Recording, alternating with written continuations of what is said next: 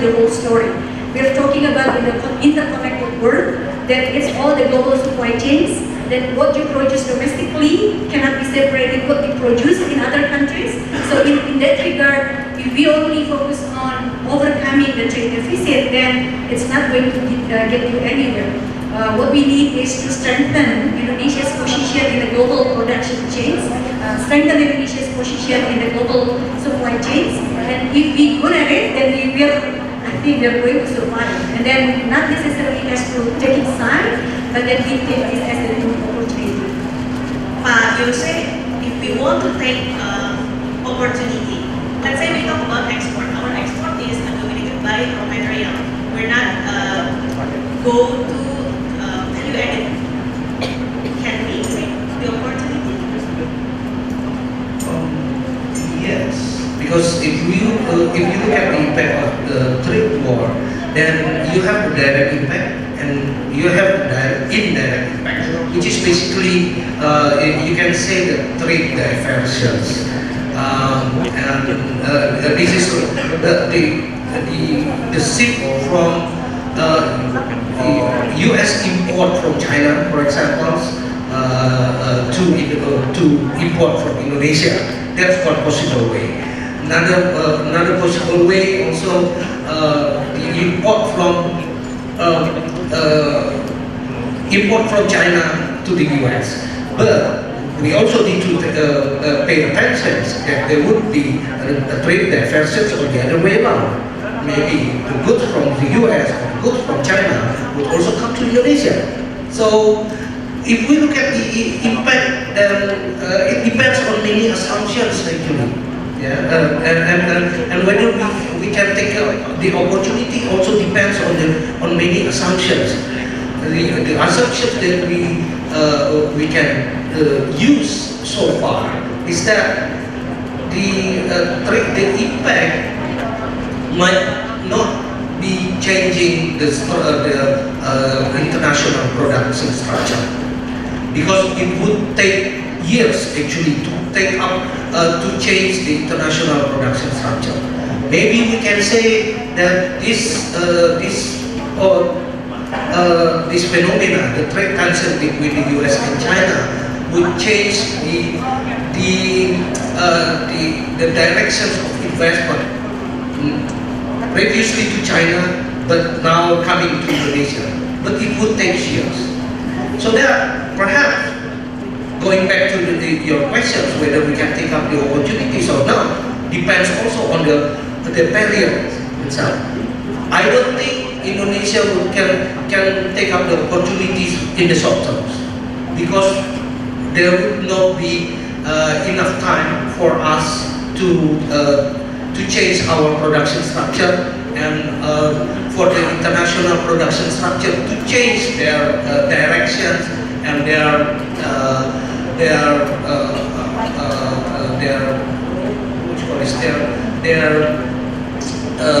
governance. But maybe in the longer terms we can do that. But for the short terms, don't be too optimistic, in my opinion. Yeah. Because it's going to be quite difficult for us if we look at the most of the production sector that have been or products that have been covered by the tariff. I don't think Indonesia also have the competitiveness on those products, but perhaps we risk the impact from the indirect impact from the production as well. Because, like for example, I can give you statistics a little bit. Around 10% of Indonesia's export to China actually really exported to the US. It doesn't mean that the product is exported directly, but it embedded to the Chinese product exported to the US. So you can say that if the Chinese product would have higher barriers to the US, then maybe 10% of Indonesia's export would be affected. So it depends also on the trade period. Okay. I jump to Ibu Deborah. Both sides think that they have higher position than the others, China and with the fact both countries already feel the damage. Last week, China is growing slowly, 6.5% their economy. Will this war be over? No. No, this is a long-term battle between the two that is not likely to be resolved soon. And it's not likely to be resolved soon for a variety of reasons. Part of it is that the United States really doesn't quite know what it wants out of China. There are at least 4 different categories of complaints the United States has made against the Chinese on the current state of difficulties. The U.S. is complaining about intellectual property rights protections. They're complaining about forced technology transfer. They're complaining about cybersecurity hacking into the United States. And Trump, at least, is complaining about the trade size of the manufactured trade deficit in goods. So that's 4 different categories of complaints. When they first met, in fact, one of the few times they have met, the two sides, to discuss the complaints, the U.S. handed over a lot of papers to the Chinese, more than 140 different specific things that the U.S. wanted addressed by the Chinese. And that is part of the problem with why it can't be solved as quickly. 140 different items is challenging. And if you said to the 6 or so people who are studying trade policy in the U.S., it's only 6. But of those 6, all 6 of them have different ideas on what needs to be done to fix the problem. So if you have 6 people with 6 different ideas about what needs to be done, it's impossible for you to solve it.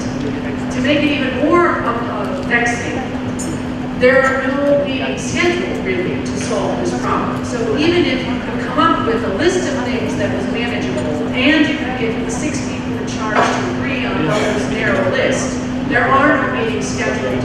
And then, again, to make it even worse, you have at the top of the list is Donald Trump himself, and he is famously unclear on his own objectives.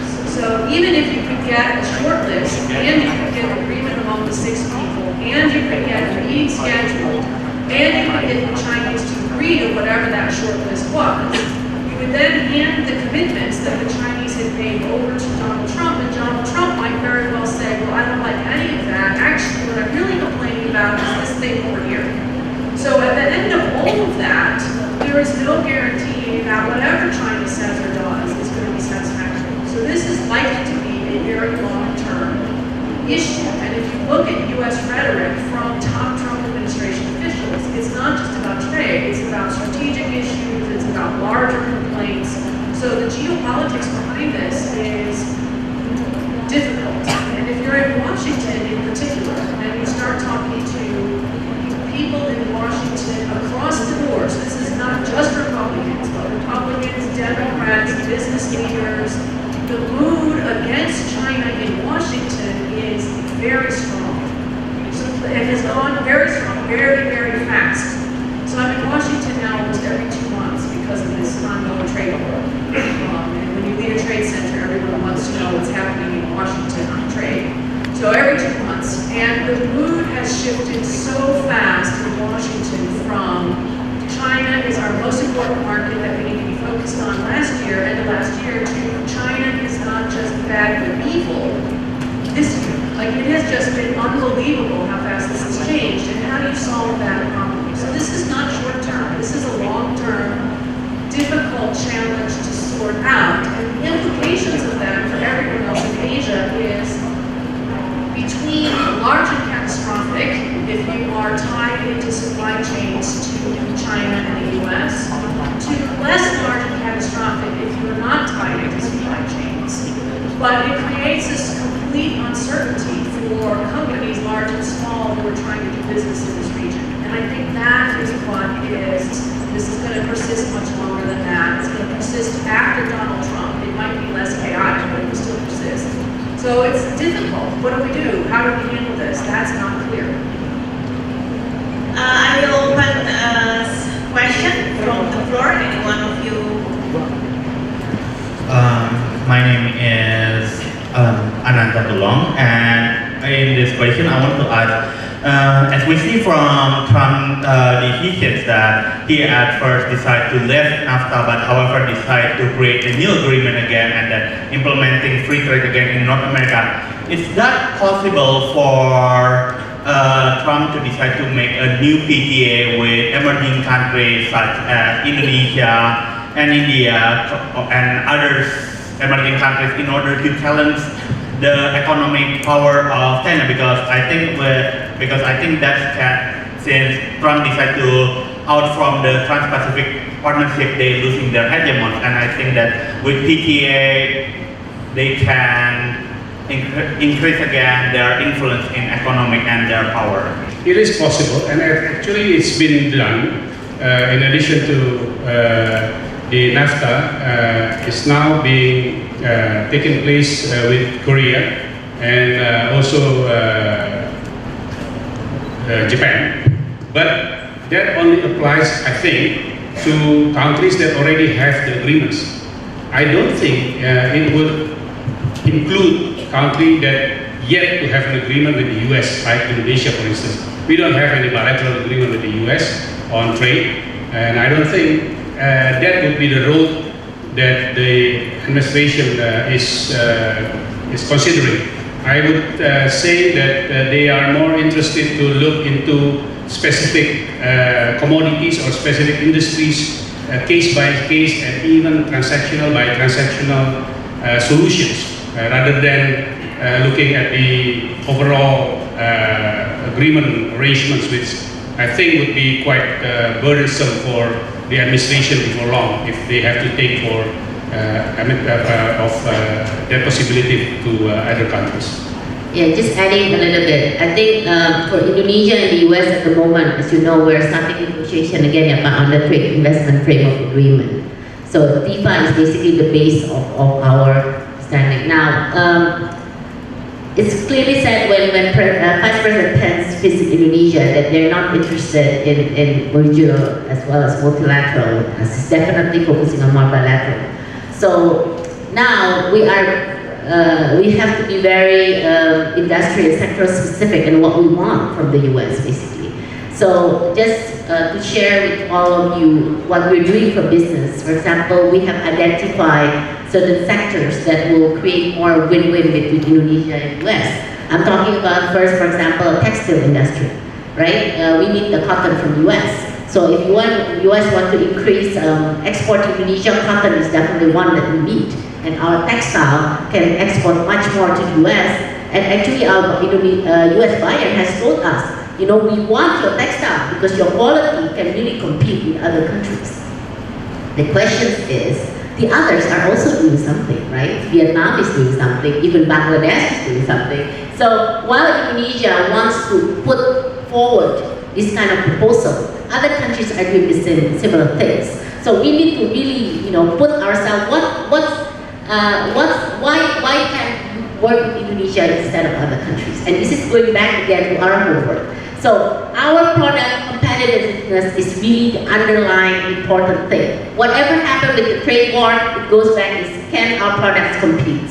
And we have now prepared specific proposal for the US government, more industry specific. For example, also our fishery is a lot of the buyers in the US are interested in our fishery because China, with the fact that China now has issues with US, actually many of the US buyers are also looking into alternatives import from other countries. So definitely when we become sector specific, is probably we can really see more the opportunity of what we can get from the US.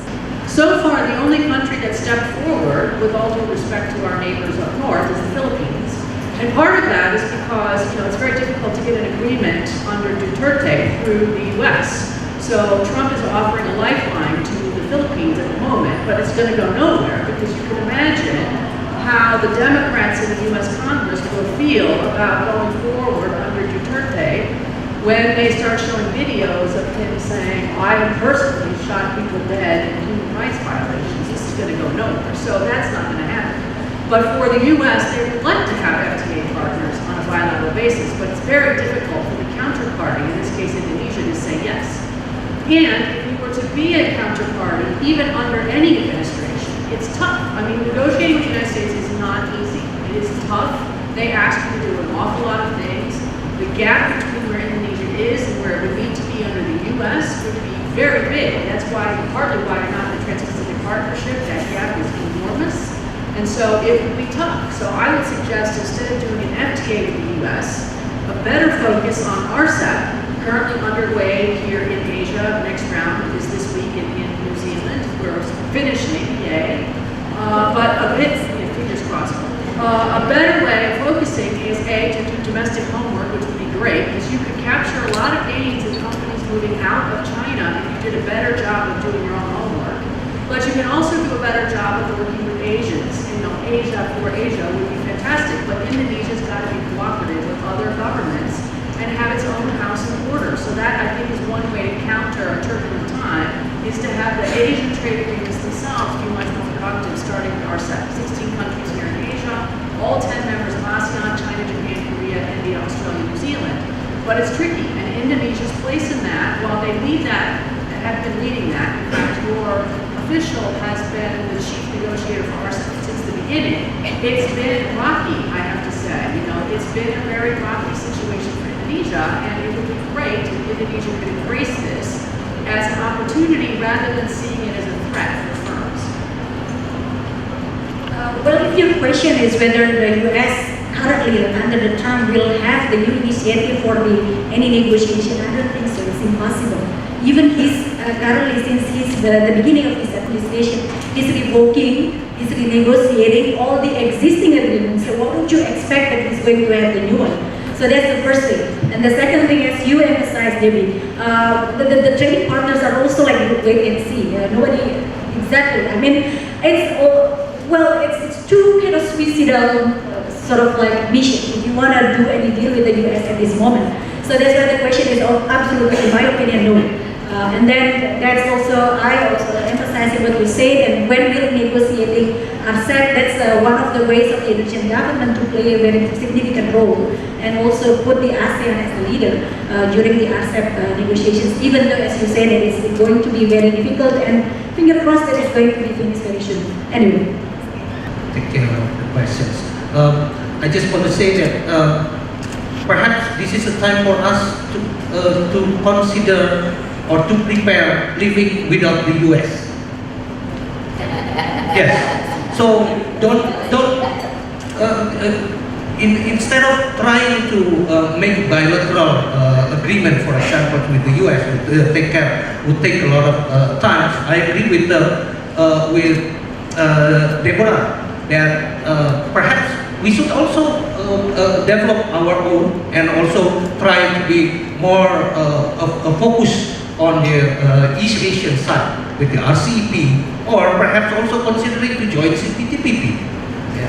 And then, because if you look at the statistic here, currently the value of the currently the value of the value covered by the trade war, the trade tensions, is around $900 billion US. But you have to, that's a big amount, but you have to consider it's only around 5% of the whole total trade, world trade. So instead of focus on this 5%, maybe we should take care of the 95%. I just want to briefly, and I do think perhaps in the short run that's a strategy we can look at without the US. But definitely, Pak Mahendra, you have a big job in the US. So please don't say that, because Pak Mahendra will need to be our champion in the US. And I think long term, whatever it is, I think that we do still have to deal with the US. And businesses, I can't say we can't live without the US. I think that's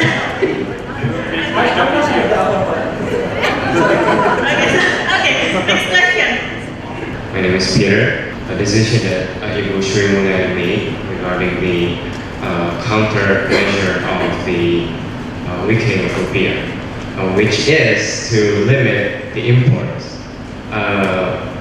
What do you think about the implication of this to our international trade, and what is the future outcome of this decision? Thank you. I have to be careful with this. Why? I'm a very careful person.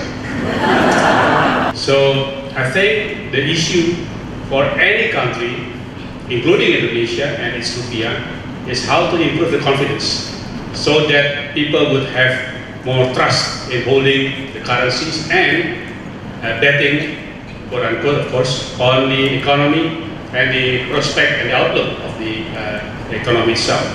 Now, whether within that realm, the actions to reduce imports would be effective, and I don't think it would have a large implication as such. However, there's a risk, as you indicated, of such policy could create or send a signal that other countries or other, let's say, actors interpret Indonesia's policy in the more strategic factor. So that is the risk. But I think what is more important, and I agree with the notion that not only we are in the challenging or whatever you call it, trade war or lower economic growth, but I think my view is that this is not a cyclical nor a short-term phenomenon. This is a new reality. This is a new norm. And the better we equip ourselves to address the even worsening situation, which I think we haven't seen the worst yet, the better that we then can deal with the circumstances when the worst time comes. And for the time being, I think we need to do much more reforms and improve in the more strategic sectors and policies than just the drag or a very quick response as such.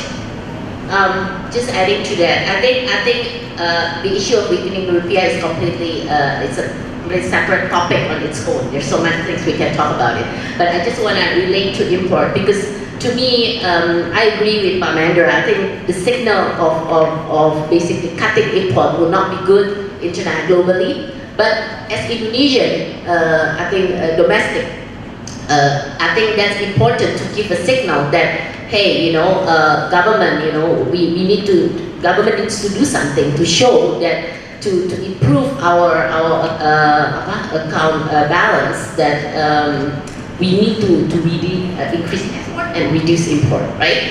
What we forgot is so this is more psychologically. I think all the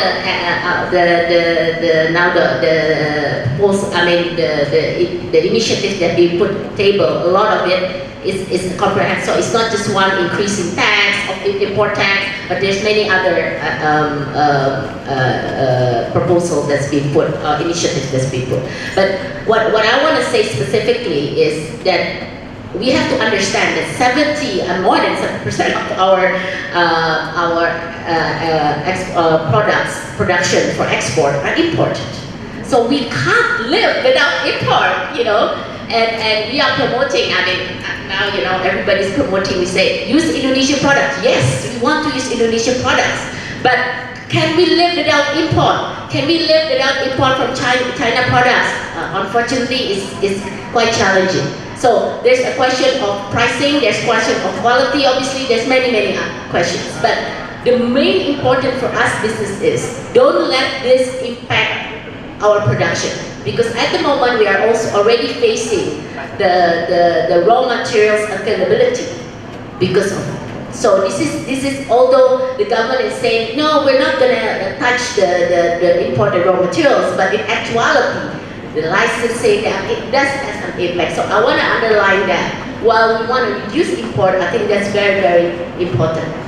So our strategy is more boosting export, not just import. And the second thing is to really create industry. So the main homework that we have now is our own industrialization. We're talking about 4.0, 3.0, whatever, but actually the basic, our basic industry, even our production of raw material industry, to minimize more the import of raw material, because at the moment it's majority import. I have to correct your understanding. The rupiah depreciations or any currency depreciations means that the import is going up, not going down. It's going down, not going up. That's supposed to be the case because the import would be more pricey, more costly. So that it should be going down, and so the export should be going up. So I should correct this misunderstanding. But I also need to add a little bit. Let me give you another statistic. I like statistics. I like data actually. Every time I talk, I need to refer to something data. Indonesia currency, rupiah, is the 27th weakest currency in the world. That means there are 26 other currencies that depreciate even more than rupiah. That's why the theory or the hypothesis that I mentioned before, the import should be going down and the export should be going up, did not really occur, did not really take place in the case of Indonesia. Because many other countries actually have a weaker currency. And Indonesian rupiah, in my calculation, still overvalued. We need more depreciations, not really appreciation. Not strengthening rupiah, but weakening rupiah. That's what the Chinese do actually, so far. Of course, there are many other risks. We can talk a little bit later on about this, about the risk to the economy of having depreciation. But it's boiled down to the fundamental of the economy itself. Then the risk can be minimized a little bit. Okay. Because of the other currencies has been weakening, so even a bit more than rupiah. Do you agree, Shinta? 2 or 3% more? I think at the moment, we are looking in business, we're looking more for actions rather than just predicting where the rupiah will go. For example, this is very concrete on the table. We're now proposing for our Chinese buyers, can we start transacting in renminbi and not just using dollar? Because our dependency of transaction using dollar is there, right? So how can we start using other foreign exchange? Why can we go directly use renminbi for a transaction? We purchase a lot, from China. We purchase mobile phone a lot from China. We purchase a lot. So why can we use renminbi? So this is something that we're now currently looking with different countries to see business to business, and then obviously supported by the government. So to me, I think these are some concrete that is more important for us. How can we lessen our dependency on US dollar? I know this is very big topic, but just one small comment about Yose. I find it very surprising when you propose more rupiah depreciation. Because I thought that you are kind of for the free trade, because it's like weakening your currency is kind of the form of protectionism anyway. So not really intervention, but just letting rupiah do whatever it wants. Okay. Ibu Deborah, you want to add something? Well, I was just going to say on this issue of limiting imports in particular. Again, you have a unique opportunity here in the trade war context where firms that are currently in China, especially, are looking for new locations. They want to move out of China because it's gotten to be too difficult to export from China, especially if you're going to face 25% tariffs into the US. So they're looking for new sourcing locations. When they come to Indonesia, they look at Indonesia as an excellent place to do business because it appears to be a fantastic place. But then when they actually get here, it's a nightmare, to be honest. It's a nightmare. And it's a nightmare because the regulations are a nightmare. There are 55 forms that need to be filled out, and on the 54th form, you discover that you didn't do something properly, and the whole thing has to start over again. And it's 2 years of your life and a ton of money wasted. And businesses say, screw it, why should I go to Indonesia? I'll go to Vietnam where I can get it done in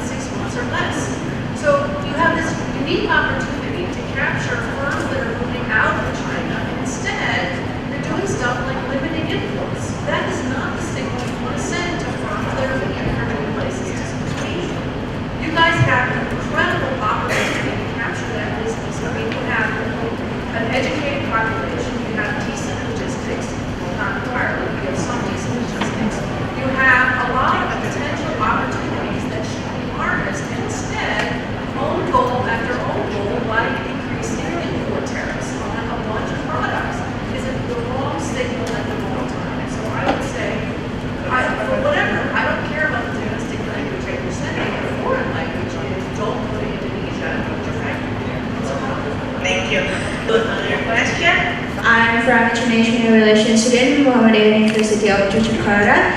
So, as I read this morning that the article in news that World Trade Organization as the new victim of this trade war between USA and China.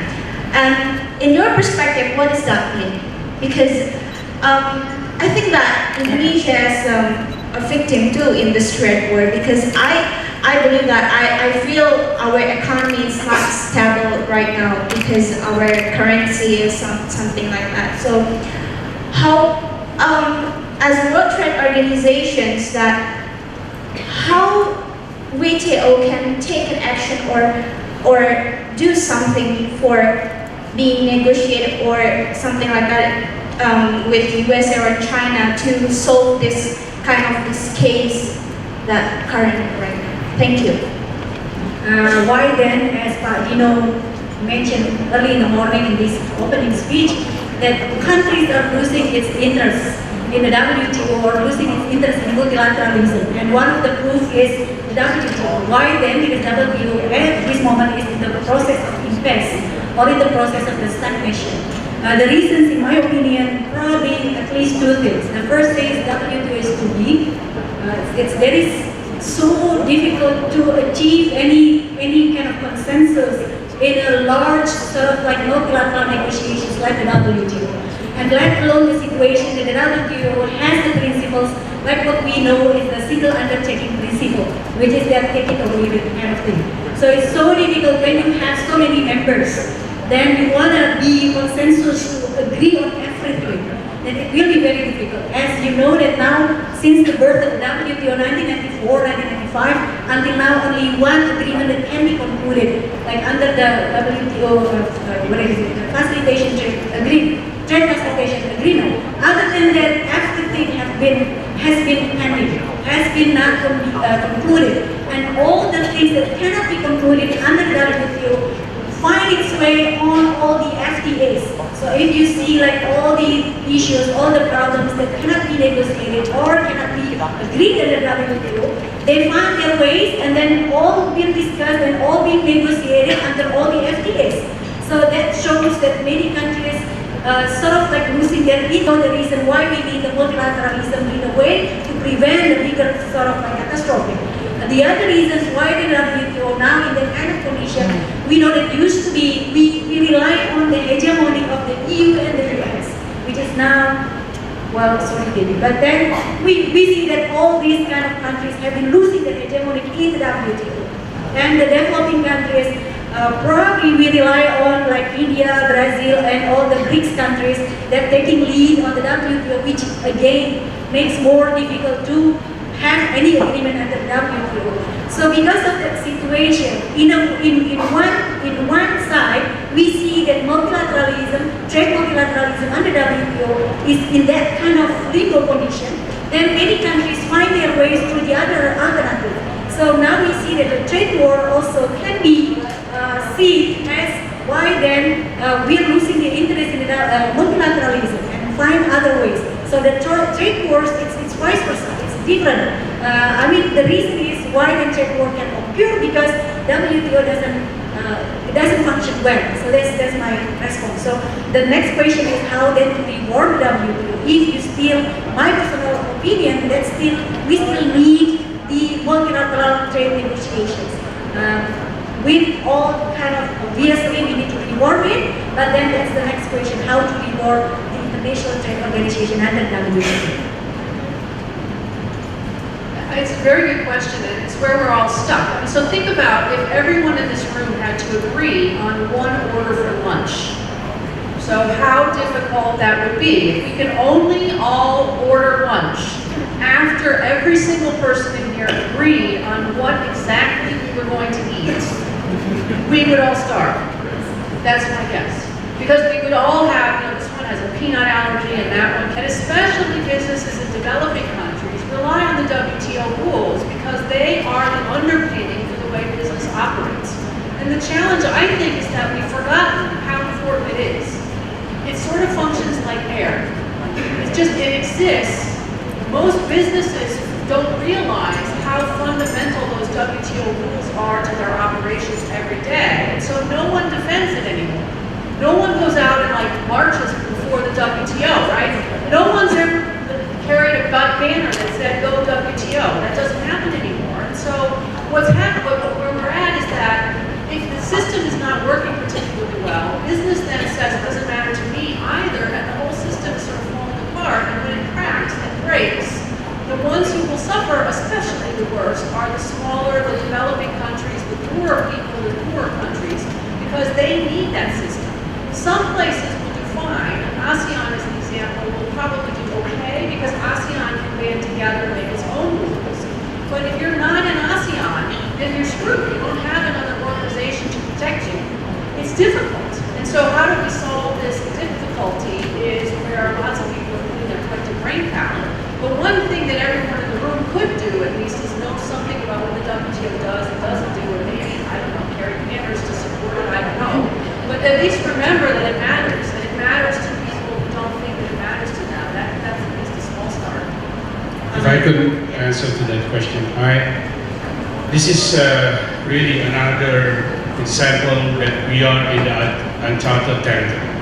In the past, when we talk the anti-globalization issue that is symbolized with the WTO, the IMF World Bank, usually is the developing countries' populations or those who, in a way, represent the politics of that, would protest against this institution. But this time, it's the other way around. It's the superpower, the developed countries that are not happy with the globalization. I didn't know that I would live this long to see that developed countries are protesting against globalization. But having said that, this is what I want to say about that. We are already in a difficult situation, and for sure we are going to get into a much worse situation. But I don't think we want to live in a world without within these organizations. Yes, about the voting rights, about the representations, about the issues of development, but I don't think we want to live without multilateral organizations, because even with the worst case scenario, that would be beyond my worst case scenario. Final statement. Let me add something about the rule of WTO.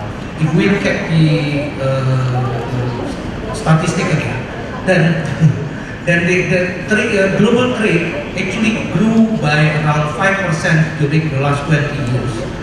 And 1% of this 5% annually on average, and this 1% out of this 5% actually come from the WTO. If the WTO didn't exist, then we lose this 1%. Another 1% is coming from the FTA, bilateral or regional FTA. That's one estimation. So that it shows you that it is very important. This WTO is very important, and I agree with Mahendra. We should come up with this multilateral organization. Perhaps it's not really perfect, but we have to deal with that, and then we have to regulate it. Even if we need to set aside the problem, the current problem, set aside the US again, if we have to. I like what Jose, tomorrow the ambassador is going to call him immediately. Jose, come to me and say what you say.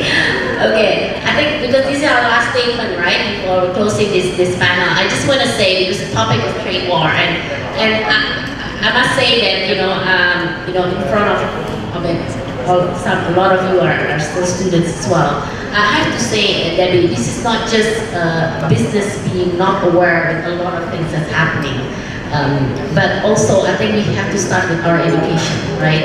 And it's funny because when we are in business, we are now in the process of actually educating our business people about trade, whether that's bilateral, regional, multilateral. I mean, a lot of this, by government, we are pushing government to actually do negotiation and so forth. But actually, a lot of businesses doesn't even understand what are really the impact, you know. And to me, this is basic, you know. It's like how, you know, businesses has to open up as well to really, to really take advantage of, if we want to be part of competitiveness. I mean, Indonesia cannot, you know, stay alone. Right? For that, I think businesses needs to be more aware of what's happening and how is this going to impact each of what they're doing. So what I want to say is that I think while the topic of trade war is very important, I think this goes beyond the trade war, you know, and I think this is something, like you said, there will be new norm anyway at the end, but I think we need to accept that how the situation concretely can impact us in each of even our businesses, and what can we do, you know, in order to anticipate, you know, the president say winter is coming, so what can we do to anticipate that? Okay, thank you, ladies and gentlemen.